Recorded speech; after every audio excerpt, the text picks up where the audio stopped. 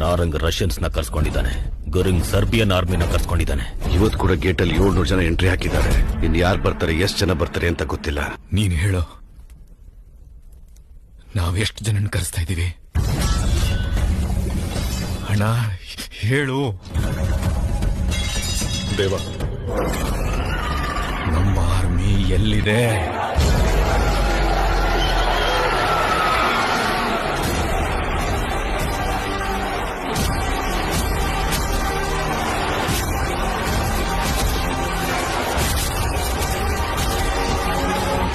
ದೊಡ್ಡ ದೊಡ್ಡ ಗೋಡೆಗಳನ್ನು ಕಟ್ಟೋದೆ ಭಯಪಟ್ಟು